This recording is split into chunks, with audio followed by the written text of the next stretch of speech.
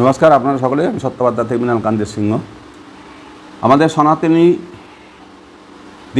বিরাট সবচেয়ে বড় উৎসবের আরম্ভ হয়ে গেল। আজ থেকে আজ মহালয়া ছিল, পিতৃপক্ষের তর্পণের দিন ছিল। তো যারা যারা যেভাবে তর্পণ করেছেন।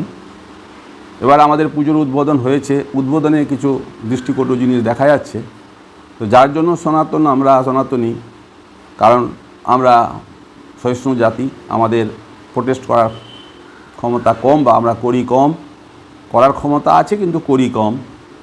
আমরা ভিতরে ভিতরে বেশি বুদ্ধি হাঁটি, কিন্তু উপরে তাড়াতাড়ি আমরা প্রতিঘাত করতে পারি না। তো এবার যখন আপনি কোনো সরকারের সাহায্য নিয়ে পুজো করবেন, অনুদান নিয়ে, তো আপনাকে কিছু নিয়মকানুন মানতে হবে।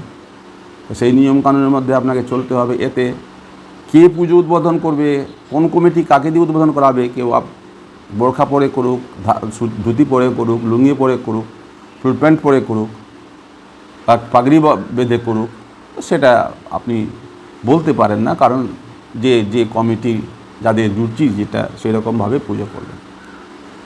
এখন তো ধরুন পুজো ভক্তি ভরে পুজো কটা হচ্ছে বলুন? পুজো ভক্তি ভরে যেসব হয় সেসব গ্রামেই বেশি হয়।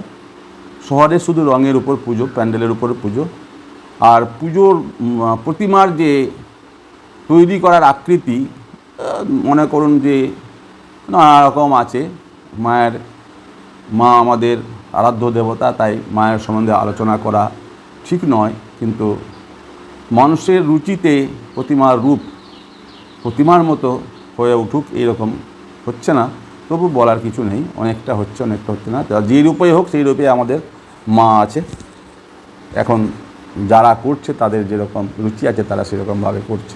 কিন্তু আমাদের মা দুর্গা আছে, তা আমরা মা দুর্গাকে ভক্তি ওই রূপেই করি। চোখ বন্ধ করলে আমাদের কাছে একটা প্রকৃতি এসে যায় মায়ের, সেই প্রকৃতিতেই আমরা পুজো করি। কিন্তু সেই রূপ আপনি যেমন দিচ্ছেন দিন, তাতে কোনো ব্যাপার নেই। তো এই হচ্ছে ব্যাপার।